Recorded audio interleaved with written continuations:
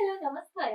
ಕ್ರಾಂತಿಭೂಮಿ world ಟಿಂಕರ್ಸ್ನಲ್ಲಿ ಸ್ವಾಗತ. ನಾನು ಪೂಜಾ SP. ಕೇಂದ್ರ ಸಚಿವ ಬೀದರ್ನ ಸಂಸದ ಭಗವಂತ ಖೂಬಾ ಅವರು ಬೀದರ್ ಜಿಲ್ಲೆಗೆ ಏನೂ ಕೊಡುಗೆ ನೀಡಿಲ್ಲ, ಯಾವ ಕೆಲಸವೂ ಮಾಡಿಲ್ಲ ಎಂಬ ಮಾತನ್ನು ಬೀದರ್ ಜಿಲ್ಲಾ ಪಂಚಾಯಿತಿಯ ಮಾಜಿ ಅಧ್ಯಕ್ಷರು, ಸಕಲ ಮರಾಠ ಸಮಾಜದ ಪ್ರಮುಖರಾಗಿರ್ತಕ್ಕಂತಹ ಪದ್ಮಕರ್ ಪಾಟೀಲ್ ಮತ್ತು ಬೀದರ್ ಲೋಕಸಭಾ ಕ್ಷೇತ್ರದ ಸಕಲ ಮರಾಠ ಸಮುದಾಯದ ಅಭ್ಯರ್ಥಿ ಡಾಕ್ಟರ್ ದಿನಕರ್ ಮಾಧವರಾವ್ ಮೋರೆ ಅವರು ಇಂದು ಬೀದರ್ ನಗರದ ಪತ್ರಿಕಾ ಭವನದಲ್ಲಿ ಕರೆದ ಪತ್ರಿಕಾಗೋಷ್ಠಿಯಲ್ಲಿ ಆಪಾದಿಸಿದರು ಮತ್ತು ಜನಬೆಂಬಲ ವ್ಯಾಪಕವಾಗಿ ತಮಗೆ ದೊರಕುತ್ತಿದೆ, ನಾವು ಇಷ್ಟು ಭಾವಿಸಿರಲಿಲ್ಲ, ಎಷ್ಟೊಂದು ಜನ ನಮಗೆ ಬೆಂಬಲ ನೀಡುತ್ತಿದ್ದಾರೆ ಈ ಲೋಕಸಭಾ ಸಮರದಲ್ಲಿ ಎಂಬ ಮಾತನ್ನು ಕೂಡ ಅವರು ಹೇಳಿದರು. ಈ ಸಂದರ್ಭದಲ್ಲಿ ಸಕಲ ಮರಾಠ ಸಮುದಾಯದ ಮುಖಂಡರು ಮತ್ತು ಇತರೆ ಸಮಾಜದ ಮುಖಂಡರುಗಳು ಕೂಡ ಪತ್ರಿಕಾಗೋಷ್ಠಿಯಲ್ಲಿ ಉಪಸ್ಥಿತರಿದ್ದರು.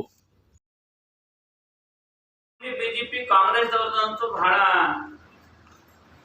ಅವ್ರಿಗೆ ಬರೇ ಒಂದು ಅವರು ಗ್ಯಾರಂಟಿ ಕಾರ್ಡು ಅವ್ರದೇ ಆದಂಥ ಒಂದು ವೋಟ್ ಬ್ಯಾಂಕ್ ಇದೆ, ಅವ್ರು ಬಿಟ್ರೆ ಅಂತ ಅವ್ರ ಕರ್ತೃತ್ವ ಮೇಲೆ ಏನಿಲ್ಲ. ಇವ್ರು ಕಾಂಗ್ರೆಸ್ ಬಿಜೆಪಿದವರು ನಮ್ಮ ಇಬ್ಬರು ನಾಯಕರು ಏನಿದ್ದಾರಲ್ಲ ಸೋಪಾಡಿ ನಮ್ಮ ಜಿಲ್ಲೆಯಲ್ಲಿ, ನನಗೂ ಗೊತ್ತಿದ್ದಿಲ್ಲ, ಜನಾನೇ ಹೇಳಿದ್ರು ये दोनों क्या किए सर, ये हर बार जयंती को आते हैं, ढोल नगाड़ा बजा देते हैं, उधर से बीजेपी का केंद्रीय मंत्री आ जाता है, यहाँ पर राज्य का कैबिनेट मंत्री आता है, जिलाधिकारी के सामने ढोल के ऊपर थोड़ा कदम बढ़ा देते हैं, डांस करते हैं और घर चले जाते हैं। बाबा साहेब अम्बेडकर की जयंती, महात्मा बसवेश्वर की जयंती को, शिवाजी महाराज की जयंती को, कनकदास की जयंती को, बाबू जगजीवन राम जी की जयंती को लोग आते हैं, थोड़ा बहुत आंग हिला देते हैं और चले जाते हैं। इनका क्या कंट्रीब्यूशन है इस जिले में? मैं आपके माध्यम से मैं पूछना चाहता हूं कि मेरे परम आदरणीय मित्र भाजपा के जो केंद्रीय मंत्री भी हैं, आपने 10 साल में इस जिले के विद्यार्थियों के लिए, नौजवानों के लिए क्या योजना बनाई थी और आपने क्या क्या किया, इतना बताइए। 10 साल में यदि एक साल को अगर 100 लोगों को आप रोजगार उपलब्ध कर देते हैं तो आपके 10 साल के कार्यकाल में 1000 लोगों को, विद्यार्थियों को तो आप रोजगार उपलब्ध कर सकते थे। आपने ऐसा कौन सा प्रोजेक्ट लाया 10 साल में जो बीदर जिले के लोगों के लिए देखकर ऐसा लगता है कि भाई यहाँ पर रोजगार की समस्या खत्म हो रही है, हमारा जिला और 10 साल के बाद में प्रगति के पथ पर होगा। ಇದು ಏನೋ ಮಾಡಲ್ದೆ ಬರೇ ನರೇಂದ್ರ ಮೋದಿ ಸಾಹೇಬ್ರ ಹೆಸರು ಮೇಲೆ ಓಟ್ ತಕೊಂಡು ಕೇಂದ್ರದಾಗ ಲಿಂಗಾಯತರ ಕೋಟಾದಾಗ ಮಂತ್ರಿ ಪದ ತಕೊಂಡು ಏನು ಮಾಡಿಲ್ಲ, ಜನರಿಗೆ ಬರೇ ದಿಶಾಬೋಲ್ ಮಾಡ್ಕೊತ ಬಂದಿದ್ರಿ. ನ್ಯಾಷನಲ್ ಹೈವೇ ರೋಡ್ ಮಾಡೋದು ಅದು ಕಮ್ಯುನಿಕೇಶನ್ ಇದೆ, ನಿತಿನ್ ಗಡ್ಕರಿ ಸಾಹೇಬರು ಯಾವ ಢಾಂಚಾ ಒಂದು ಸಾಚಾ ಇರುತ್ತೆ, ಯಾವ ಜಿಲ್ಲೆಯಿಂದ ಯಾವ ಏರಿಗೆ ಹೋಗಬೇಕು, ಯಾವ ಅಲ್ಲಿಂದ ಅಲ್ಲಿ ಹೋಗಬೇಕು ಅಂತ ಅದರಲ್ಲಿ ಆಟೋಮೆಟಿಕ್ಲಿ ಬೀದರ್ ಜಿಲ್ಲೆ ಬಂದ್ಬಿಟ್ಟಿದೆ. ಭಾಳ ಹಳೆ ನ್ಯಾಷನಲ್ ಹೈವೇ ಇದೆ, ಅದಕ್ಕೇನು ನೀವು ಹೊಸದೇನು ಮಾಡಲೇ ಇಲ್ಲ. ಟ್ರೈನ್ ಅಂತೂ ಆಲ್ರೆಡಿ ಬೀದರ್ ಜಿಲ್ಲೆ ಬಹಳ ಹಳೆಯದು ಟ್ರೈನ್ ಪಟ್ರಿ ಓಡಿದ್ದಾಗ ಅದು ಹೊಸ ಏನು ಮಾಡಿಲ್ಲ. ನೀವು ಬರೇ ಯಾವುದೋ ಒಂದು 8 ದಿವಸ ಟ್ರೈನ್ ಬಿಡ್ತೀರಾ, ಹೋಗ್ತೀರಾ. एयरपोर्ट ಇದೆ ಹಳೆದು, विमान आई और विमान चली गए, आते हैं 6 महीने और चले जाते हैं। बंदा का क्या काम है आप 10 साल में क्या किए बताइए। लोगों के सामने आपकी उपलब्धि गिनाइए। और मेरा विनती है कांग्रेस के नेताओं को भी, 60-70 साल में भारतीय शहर के ऊपर कांग्रेस के नेता का कब्जा है, उनकी घराने से चलती आई है। भारतीय में जैसा होनावाल में कर्नाटका इंडस्ट्रियल डेवलपमेंट बोर्ड की जगह है, छोटे मोटे स्मॉल स्केल इंडस्ट्रीज है, बीदर में है। हल्की में आपको एक ढंग का होटल नहीं मिलता आपको ठहरने के लिए, पत्रकारों को यदि खाना बोले तो आपको एक होटल नहीं मिलता, रोजगार ही नहीं है, कोई इंडस्ट्रीज का बोर्ड नहीं आपको देखिए। छोटी शुगर फैक्ट्री है तो पब्लिक कोऑपरेटिव सेक्टर पे है, लोगों ने उसको शेयर्स दिया, वहां पर 300-400 लोग काम करते हैं। ऐसा कौन सा ड्रास्टिक चेंज आपने लोगों को इस जिले में दिया है? आप बताइए, अपने अंतरात्मा को झांक कर देखिए। हम 70 साल से लोगों का नेतृत्व कर रहा है। क्या समाज को, विद्यार्थियों को रोजगार देने की क्या क्षमता रखी है आपने? ये दोनों कांग्रेस का कैंडिडेट, वो तो हम उस बेचारे छोटे बालों को हम कुछ नहीं कहेंगे। वो तो पिता कह दे कि खड़ा हो जाओ, वो आके खड़े हो गए। वो कहेंगे कि ये बोलो, वो बोलेंगे। वो बोलेगा कि ये नहीं बोलना चाहिए, वो नहीं बोलेगा। उसके ऊपर तो हम ताना मार नहीं सकते, क्योंकि वो नया आदमी है। पिता का आज्ञाधारी बच्चा है। पिता ने कहा कि 26 साल में तुझे खड़ा है, पिता की बात मानकर खड़ा होगा बच्चा। तो हम उसके बारे में क्या बताएंगे? जिसका कोई करनी नहीं है उसके बारे में हम टिप्पणी करना बड़ा कठिन लगता है। मगर जिन नेता ने, उनके पिता ने उनको खड़ा कर दिया है, 20 साल से वो एमएलए और मंत्री हैं। उनके पिताजी एमएलए थे, उनके बड़े भाई एमएलए थे। भालकी और बीदर डिस्ट्रिक्ट में आपका 0 डेवलपमेंट है। वो कांग्रेस का हो या भारतीय जनता पार्टी का हो। भारतीय जनता पार्टी के तो हमारे राष्ट्रीय लीडर आदरणीय खुबाल सिंह, मुझे उनको बताइए कौन सा कॉन्क्रीट काम आपने किया है लोगों के सामने आज वोट मांग रहे हैं? एक ही काम है, आदरणीय मोदी साहब की लोकप्रियता, उनकी राष्ट्रभक्ति, उनके देश के प्रति उनका समर्पण। उनके समर्पण के ऊपर आपने अपनी रोटियां सेकना शुरू कर दिया। पिछले 10 साल में वही काम किए, अब आगे वही करना चाहते हैं। आपका क्या योगदान इस जिले के लिए महानगर? कुछ नहीं। 0 योगदान वाले आदमी को मत जिताएगा। और क्षेत्र में देखने के बाद मुझे पता भी चला कि वो हारने वाले हैं। हमारी फाइट अगर होगी तो वो कांग्रेस और डॉक्टर दिनकर मोरे के बीच में होगा। और मेरे बाद में धन्यवाद मैं डॉक्टर मोरे साहब को, उनकी कल्पना क्या है इस संसदीय एरिया को, और वो क्या करना चाहते हैं, और उनको क्यों हम वोट देकर हमारे लोग जिताना चाहिए, इसके बारे में वो संकल्प से ನಾನು ಚುನಾವಣೆಯಲ್ಲಿ ಭಾಗವಹಿಸಿ ಪ್ರಚಾರ ಪ್ರಾರಂಭ ಮಾಡಿದ ಮೇಲೆ ಇಷ್ಟು ಒಳ್ಳೆ ಪ್ರತಿಸಾದ ಸಿಗತ್ತೆ ಅಂತ ನನಗೂ ಅಷ್ಟು ಆಸೆ ಇರಲಿಲ್ಲ. ಆದರೆ ಬಹುಶಃ ಮತದಾರರು ಮುಖ್ಯವಾಗಿ ಕಾಂಗ್ರೆಸ್, ಭಾರತೀಯ ಜನತಾ ಪಕ್ಷ ಮತ್ತು ನಾನು ಇಂಡಿಪೆಂಡೆಂಟ್ ಕ್ಯಾಂಡಿಡೇಟ್ ಈ ಮೂರಿನಲ್ಲಿ ಕಂಪ್ಯಾರಿಸನ್ ಮಾಡುತ್ತಿದ್ದಾರೆ. ಅದು ಮಾಡುವಾಗ ನಮ್ಮ ಖುಬಾ ಸಾಹೇಬರು ನನ್ನ ಮಿತ್ರ ಕೇಳಿದಾಗ 10 ವರ್ಷದಲ್ಲಿ ಏನು ಮಾಡಿದ್ದಾರೆ ಅಂತ ಅವರು ಬೇಕಾದ್ರೆ ಓಪನ್ ಡಿಬೇಟ್ ಮಾಡ್ಬೋದು. ನಾನು ಅವರು ಸೋಲಾರ್ ಮಿನಿಸ್ಟರ್ ಆದಮೇಲೆ ಒಂದು ದೊಡ್ಡ ನಮ್ಮ ಬೀದರ್ ಜಿಲ್ಲೆಯಲ್ಲಿ ಸೋಲಾರ್ ಪಾರ್ಕ್ ಆಗಬಹುದು ಅಂತ ನನಗೆ ಆಸೆ ಇತ್ತು. ನಾನು ಕೇಳಿದೆ ಒಂದು ಸರಿ ಅವರಂದ್ರು ಇಲ್ಲ ಇಲ್ಲ ಡಾಕ್ಟರ್ ಸಾಹೇಬ್ ಅವರೆಲ್ಲ ಔಟ್ಸೋರ್ಸ್ ಮಾಡಿದಲ್ಲ. ಅವ್ರು ಹೇಳಿದ್ರು ಫರ್ಟಿಲೈಸರ್ಸ್ ಅಂಡ್ ಕೆಮಿಕಲ್ಸ್ ಮಂತ್ರಿನೋ ವಿಭಾಗ ಅವ್ರ ಹತ್ರ ಇತ್ತು. ಏನಾದ್ರೂ ಫರ್ಟಿಲೈಸರ್ ಇಂಡಸ್ಟ್ರಿ ಅಥವಾ ಏನಾದ್ರೂ ಹಿಂಗೆ ಬರುತ್ತೆ ಏನಂತ ಅದನ್ನು ನಾವು ಆಸೆ ಇಟ್ಕೊಂಡಿದ್ದೀವಿ. ಅವಧಿನೂ ಅವರಿಗೆ 2-3 ವರ್ಷ ಅವಧಿ ಸಿಕ್ತು. ಸ್ವಲ್ಪ ಒಂದು 6 ತಿಂಗಳಾಗಿ ಹೋಗ್ಯಾರ ಅನ್ನೋದು ಮಾತಿರ್ಲಿಲ್ಲ. ಮತ್ತ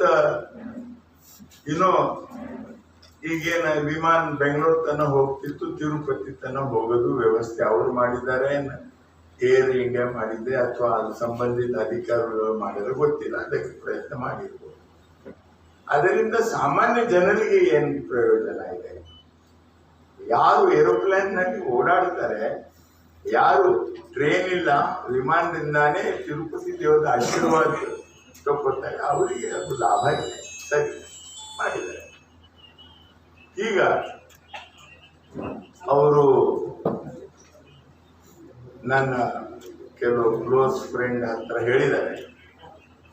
ಅದು ನಿಜ ಇತ್ತಂತಂದ್ರೆ ಆ ಡಾಕ್ಟ್ರಿಗೆ ಯಾಕೆ ಬಂದಾರೆ ಇಲ್ಲಿ, ಹೋಗಿ ಸುಮ್ಮನೆ ದಂಧೆ ಮಾಡಂತ ಹೇಳು.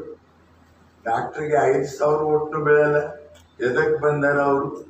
ಈಗ ಅವ್ರದ್ದು ಭಾಷೆ ಇದೆ. ಯಾರಾದರೂ ನನ್ನ ಎದರ ಕ್ಯಾಂಡಿಡೇಟ್ ಇದ್ರೆ ನಾನು ಭಾಳ ರೆಸ್ಪೆಕ್ಟ್ ಕೊಟ್ಟು ಮಾತಾಡಬೇಕು. ಇದು ಒಂದು ಸಿಂಪಲ್ ಎಥಿಕ್ಸ್ ಇರ್ತದೆ, ಅದು ಅವ್ರ ಬಗ್ಗೆ ಇಲ್ಲ, ನಾನು ಹೇಳಲಿಕ್ಕೆ ಇಚ್ಛಾ ಪಡ್ತೀನಿ. ಆಮೇಲೆ ಯಾವ ರೀತಿ ದುಶ್ಮನ್ ಹುಟ್ಟಿಸ್ಬೇಕು ಅನ್ನೋದಕ್ಕೆ ಅವರು ಒಂದು ಒಳ್ಳೆ ಪುಸ್ತಕ ಬರೆದು PhD ಹಾಸಿಲ್ ಮಾಡಬಹುದು ಅಂತ ನನಗೆ ಅನಿಸ್ತದೆ. ಪ್ರತಿಯೊಂದು ಮತದಾರ ಕ್ಷೇತ್ರದಲ್ಲಿ ತಾವು ಗಮನ ಮಾಡಿದ್ರೆ, ಪತ್ರಕಾರ ಬಂಧುಗಳೇ, ನೀವು ನನಗಿಂತ ಹೆಚ್ಚಿಗೆ ಮಾಹಿತಿ ಇದೆ ನಿಮಗೆ. ಪ್ರತಿ ಒಂದು ಮತದಾರ ಕ್ಷೇತ್ರದಲ್ಲಿ ಅವ್ರ ಮಿತ್ರಕ್ಕಿಂತ ಶತ್ರು ಹೆಚ್ಚಿಗೆ ಮಾಡಿದ್ದಾರೆ. ಇದು ಹೌದು ಇಲ್ಲ ನಿಮ್ಮ ಗಮನಕ್ಕೆ ಬಿಟ್ಟು ಬಿಡ್ತೀವಿ. ಅದು ಅಲ್ಲೇ ಈಗ ಯಾರವ್ರ ಕೆಲಸಗಾರರು ಯಾರ BJP ವರ್ಕರ್ಸು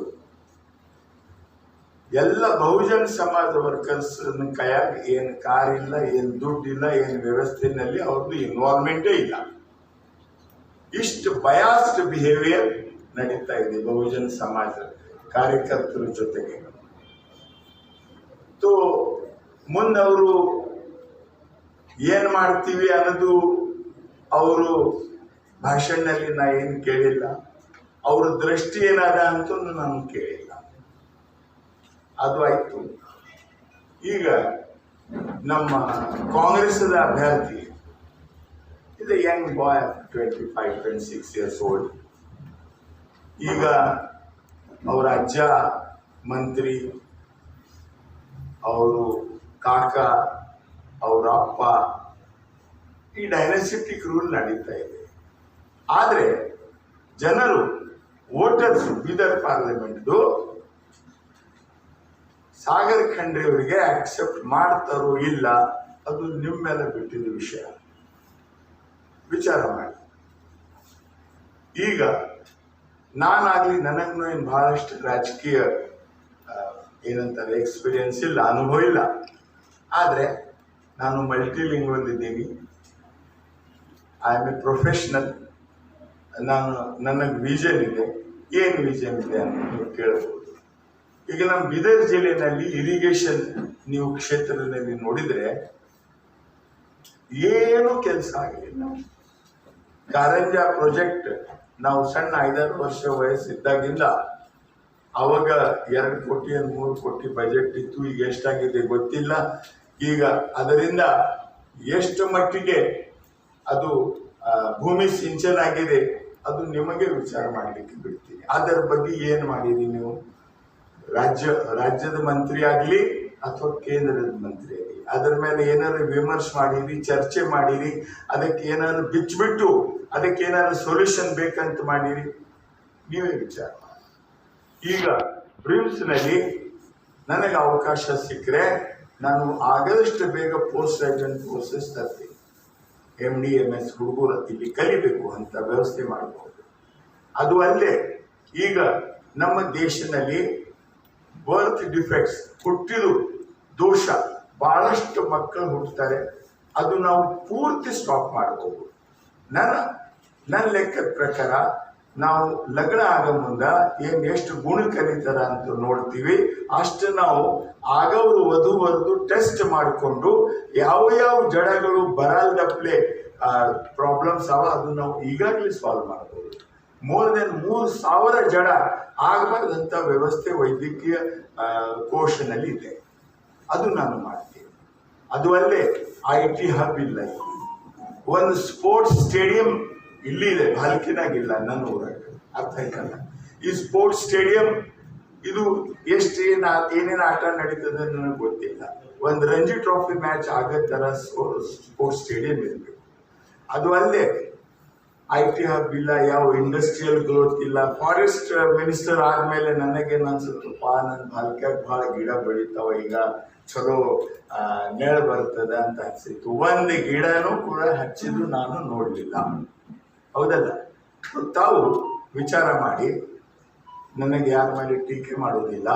ಬಟ್ ನಾನು ಬೀದರ್ ಪಾರ್ಲಿಮೆಂಟ್ ವೋಟರ್ಸ್ಗೆ ನೀವು ನನಗೆ ಅವಕಾಶ ಕೊಟ್ಟರೆ ನಾನು ಏನೇನು ನಿಮಗೆ ಪಾಯಿಂಟ್ಸ್ ಹೇಳಿದ್ದೀನಿ, ಅದರ ಜೊತೆಯಲ್ಲಿ ನೀವು ಪತ್ರಕಾರಿದ್ದೀರಾ, ಯಾವ ಯಾವ ಆ ಕ್ಷೇತ್ರದಲ್ಲಿ ತಜ್ಞ ಇದ್ದಾರೆ ಅವ್ರ ಜೊತೆಗೆ ಚರ್ಚೆನ ಮಾಡಿ ಈ ಬೀದರ್ ಪಾರ್ಲಿಮೆಂಟ್ ನಲ್ಲಿ ಯಾವ ಯಾವ ಭಾಗ ಬರ್ತವೆ ಭೌಗೋಳಿಕ, ಅದಕ್ಕೆ ಅಭಿವೃದ್ಧಿ ಆಗಲಿಕ್ಕೆ ಏನು ಮಾಡಬೇಕನ್ನೋದು ಅಭ್ಯಾಸ ಮಾಡಿ ನಿಮಗೆ ನಿರಂತರ ಟಚ್ನಲ್ಲಿ ಇದ್ದು ನಾನು ಗೆದ್ದು ಬಂದರೆ ಈ ಕೆಲಸ ಮಾಡ್ತೀನಿ ಅಂತ ನಿಮಗೆ ಮಾಡ್ತೀನಿ. ಅದು ನಾವು ಟಿಕೆಟ್ ಕೇಳಕ್ಕೆ ಹೋದಾಗ ಮಾನನೀಯ BL ಸಂತೋಷ್ ಜಿ ಅವರು ಹೇಳಿದರು, ನೋಡಪ್ಪ ಕರ್ನಾಟಕ ರಾಜ್ಯ ನಮ್ಮ ಪಾಲಿಗಿಲ್ಲ, ಅದು ವಿಧಾನಸಭೆ ಚುನಾವಣೆಯಲ್ಲಿ ನಮ್ಮ ಪರಾಜಯ ಆದಮೇಲೆ ನನಗೆ ಅಲ್ಲಿ ಏನೋ ಈಗ ಅಧಿಕಾರ ಇಲ್ಲ ಅಂತ ಹೇಳಿದರು. ಆದರೆ ಈಗ ಬಂದಿದ್ದಾರೆ ಅವರು, ನಾನು ಕೇಳ್ತೀನಿ, ನಾವು 4 ಜನ ಮರಾಠ ಸಮುದಾಯದ ಟಿಕೆಟ್ ಕೇಳ್ತಾ ಇದ್ದೀವಿ ಪಾರ್ಲಿಮೆಂಟ್ಗೋಸ್ಕರ. ಈ ಕರ್ನಾಟಕ ರಾಜ್ಯದಿಂದ ಏನು 3 ಹೆಸರು ಹೋಗ್ತವೆ, ಅದರಲ್ಲಿ ನಮ್ಮ ಒಬ್ರದ್ದು ಹೆಸರು ಇರಲಿಲ್ಲ. 6 ಏಪ್ರಿಲ್ 1980ಕ್ಕೆ ಭಾರತೀಯ ಜನತಾ ಪಕ್ಷ ಸ್ಥಾಪನೆ ಆಗಿದೆ. ಇಲ್ಲಿವರೆಗೆ ನಮ್ಮ ಸಮುದಾಯದ ಒಂದು ಅಧ್ಯಕ್ಷ ಇಲ್ಲ, ಒಂದು MLC ಇಲ್ಲ, ಒಂದು ಟಿಕೆಟ್ ಇಲ್ಲ. ಈಗ ಯಾರೋ ಕೇಳಲು ಹೋಗ್ಯಾರಂತ 2013ನಾಗ ನಮ್ಮ ಪದ್ಮಾಚಾರ್ ಪಾಟೀಲ್ಗೆ ಟಿಕೆಟ್ ಕೊಟ್ಟರು. ಯಾಕಂದ್ರೆ ಎಲ್ಲರೂ KJPಗೆ ಸೇರಿದ್ರು, ಇವರು ಒಬ್ಬರೇ ಉಳಿದಿದ್ರು. ಬಾ ನೀನೇ ಒಬ್ಬನೇ ಇದೆ ಅಂತ ಅವ್ರ ಪಾಲಿಗೆ ಹಾಕ್ಬಿಟ್ಟು ಅದು ಬಿಟ್ಟು ಏನೂ ಇಲ್ಲ. ಯಾಕೆ ಇಷ್ಟ ಅನ್ಯಾಯ? ನಾವು ವೋಟರ್ಸ್ ಇಲ್ವಾ? ನಾವು ಮಿಲಿಟೆಂಟ್ಸ್ ಇದ್ದೀವಿ, ನಾವು ರೋಹಿಂಗ್ಯಾಸ್ ಇದ್ದೀವಿ. ಇದು ಮಾತನ್ನು ನಿಮ್ಮ ಮುಖಾಂತರ ನಾನು ಕೇಳ್ತಾ ಎಲ್ಲ ಸತ್ತಾ ಸ್ಥಾನಗಳು ಒಬ್ಬ ಸ್ಥಾಪಿತ ಜನರ ಕೈಲೇ. ನಾವು ಎದರಾಗಿ ಭಾಗವಹಿಸಬೇಕು? A state to be loved has to be lovely. A state to be loved has to be lovely. ಆಮೇಲೆ ಬಿಲಾಂಗಿಂಗ್ ಬರಬೇಕು ನಮಗ. ನಾನು ಒಬ್ಬ ಪ್ರೌಡ್ ಭಾರತೀಯ ಕನ್ನಡಿಗ, ಹಿಂದೂ ಮರಾಠ. ಇದು ನನಗೆ ಹೇಳಲಿಕ್ಕೆ ಯಾವುದು ನಾಚಿಕೆ ಇಲ್ಲ. ಅದಕ್ಕಾಗಿ ನಮ್ಮ ಹಕ್ಕನ ಸಲುವಾಗಿ ನಾನು ಹೋರಾಟ ಆಡ್ತೀನಿ, ಗೆಲ್ಲಿತೀನಿ, ಸೋತ್ತೀನಿ. 4 ಜೂನಕ್ಕೆ ಗೊತ್ತಾಗುತ್ತೆ. ಆದ್ರೆ ಇದು ಹೋರಾಟ ಕಡಿತನ ಸಾಮಾಜಿಕ ನ್ಯಾಯ ಪ್ರಸ್ಥಾಪಿತ ಆಗಬೇಕು ನನ್ನ ಬೀದರ್ ಜಿಲ್ಲೆಯಲ್ಲಿ ಅಂತ ಪ್ರಯತ್ನ ಮಾಡ್ತಾನೆ ಇರ್ತೀನಿ. ನಿಮ್ಮ ಮುಖಾಂತರ ನನ್ನ ವಿಚಾರ ಹೇಳಿದ್ದೀನಿ. ನಿಮಗೆ ಯಾವುದು ಪ್ರಶ್ನೆ ಕೇಳೋದಿತ್ತಂತಂದ್ರೆ ತಾವು ಕೇಳಬಹುದು.